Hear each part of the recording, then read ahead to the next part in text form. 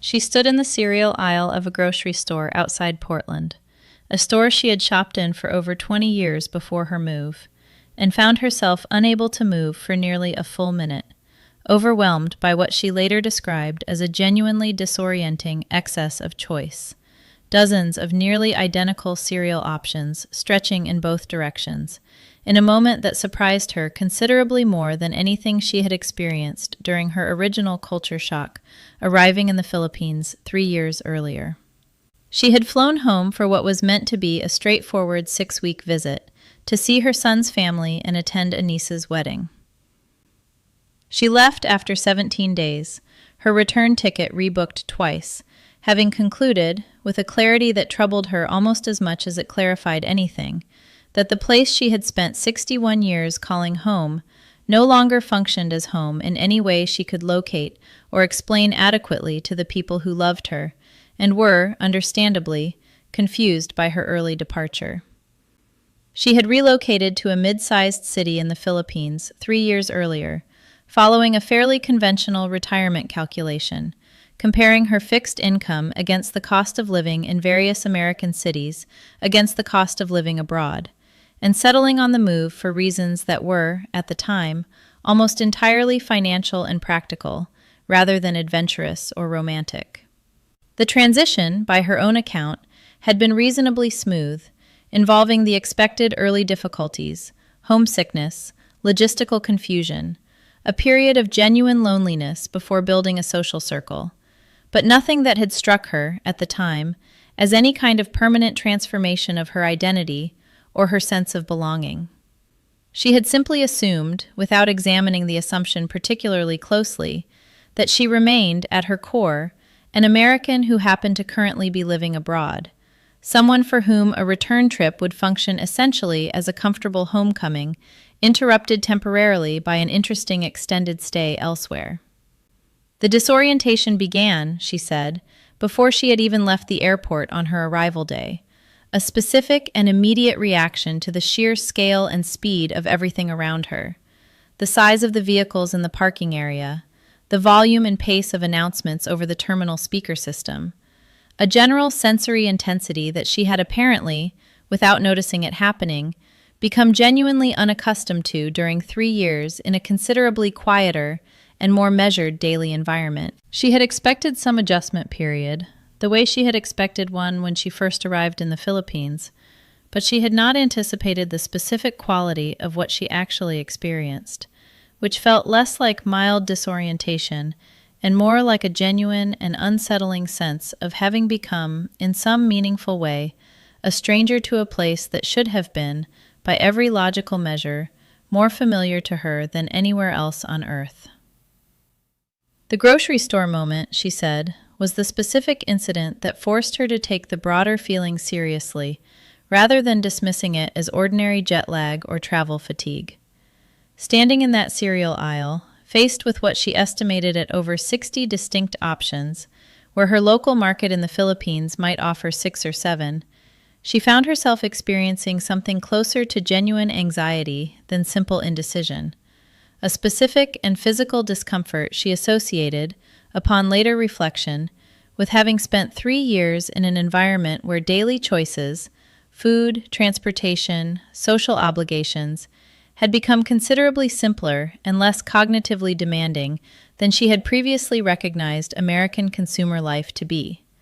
A recognition that arrived, in that moment, less as an insight and more as something closer to a genuine physical reaction. Before we get into what happened during the remainder of her visit, subscribe right now and turn on the notification bell. Every week on this channel, we share real, honest stories of Americans starting over overseas. Not the polished version, the honest one. Subscribe now so you never miss one. She identified several specific dimensions of the disconnection beyond the sensory overwhelm, and she wanted to walk through them individually because she felt the general phrase reverse culture shock, while accurate as a label, did not adequately convey the specific texture of what she actually experienced. The first involved pace and social rhythm. She found herself, during conversations with old friends and family, repeatedly experiencing what she described as a kind of temporal mismatch feeling herself operating on a genuinely different internal clock than the people around her, one calibrated to 3 years of a considerably less rushed daily rhythm, leaving her feeling perpetually slightly behind or slightly disconnected from the pace of conversation and social interaction happening around her, despite having no actual language barrier or unfamiliarity with the cultural references being exchanged. The second dimension involved a specific and unexpected discomfort with what she described as the pervasive undercurrent of financial anxiety she noticed, with fresh eyes, running beneath a considerable portion of the conversations she had during her visit. A background hum of concern about housing costs, healthcare expenses, and general economic precarity that she recognized, upon reflection, as something she herself had lived inside for over 6 decades, without fully registering its constant presence. In the same way a person does not notice a persistent, low-grade sound until it stops. Having spent 3 years in an environment where her own specific financial situation had become considerably more comfortable and less precarious, she found herself experiencing that same undercurrent in others' conversations, not as background noise, but as something closer to a distinct and separately noticeable weight, one she had genuinely not expected to notice so clearly after having lived, until recently, permanently inside that same weight herself. The third, and by her account, most personally difficult dimension, involved her relationship with her own son and his family, whom she had, in a specific and honest sense, moved back to see.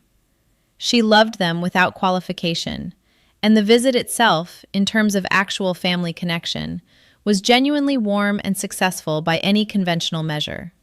What surprised and unsettled her was a specific realization that arrived roughly 10 days into the visit, that she missed her life in the Philippines, her specific daily routines, her particular local friendships, her own apartment and neighborhood, with a genuine intensity that felt to her uncomfortably close to disloyalty toward the family she loved and had specifically traveled to see, a feeling she had not anticipated and struggled to fully reconcile even after considerable reflection. She decided to cut the visit short, not out of any specific negative incident, but out of a growing recognition that remaining for the originally planned 6 weeks would not resolve the disorientation she was experiencing, and might, she suspected, simply prolong an increasingly uncomfortable tension between genuine enjoyment of time with her family and a persistent, distracting awareness of missing a life she had, somewhat to her own surprise, come to consider her actual home, rather than a temporary arrangement layered on top of a more permanent American identity underneath it.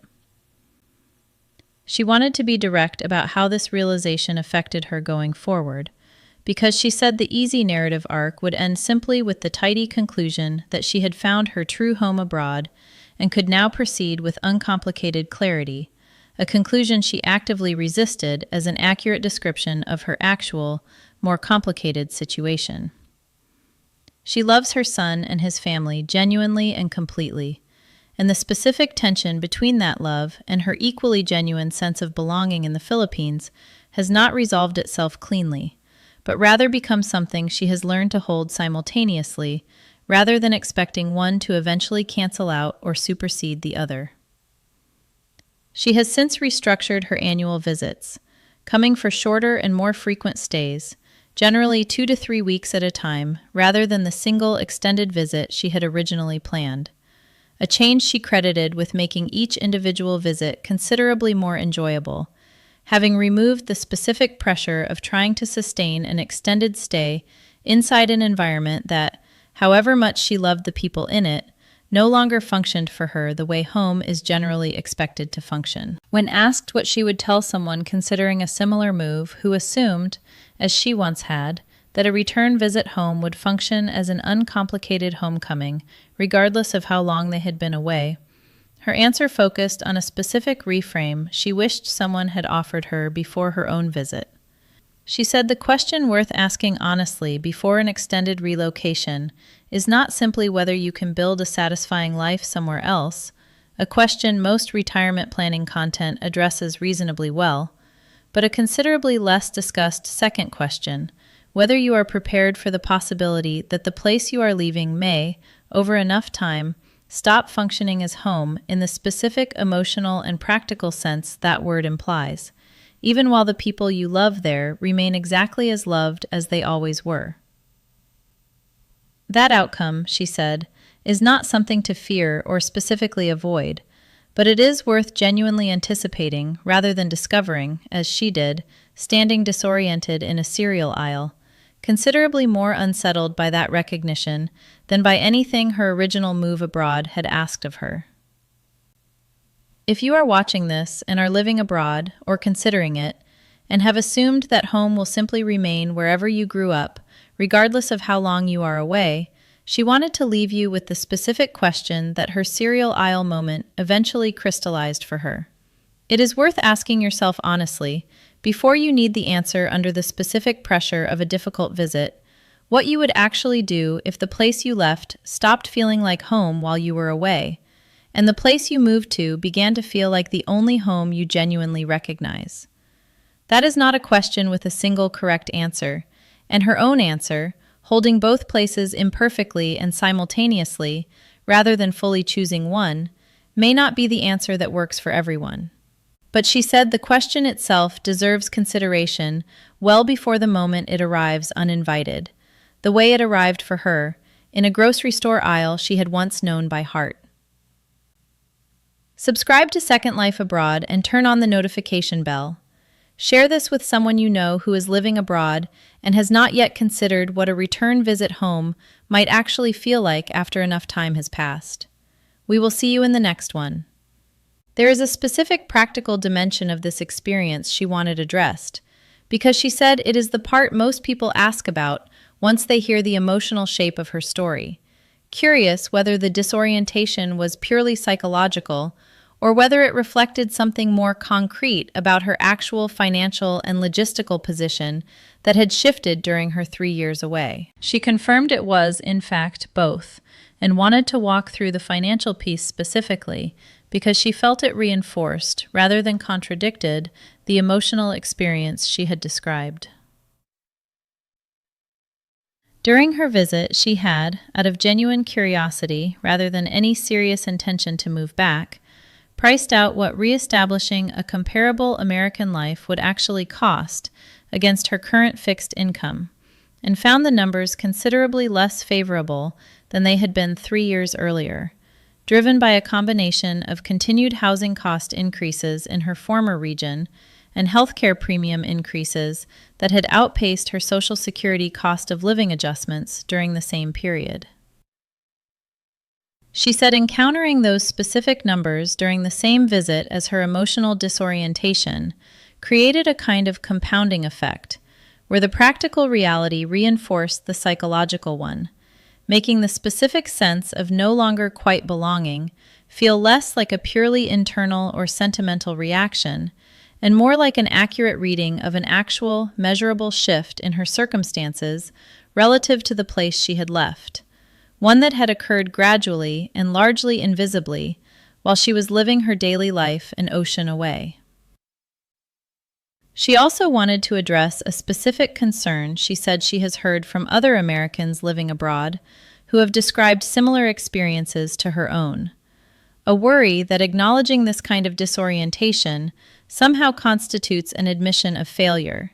either of the original decision to move or of some deeper obligation to remain rooted in one's country of origin, regardless of where life had actually led. She pushed back against that framing directly and at some length, arguing that treating a fixed, singular sense of home as the healthy or correct outcome, and treating her own more complicated dual experience as some kind of deficiency to be resolved or apologized for, reflected an assumption about identity and belonging that she no longer found convincing after living through the actual experience of it firsthand. She said she has come to view her situation not as a failure to fully belong anywhere, but as a genuinely accurate reflection of having built 2 real, substantive periods of her life in 2 different places, each of which had left authentic marks on who she had become.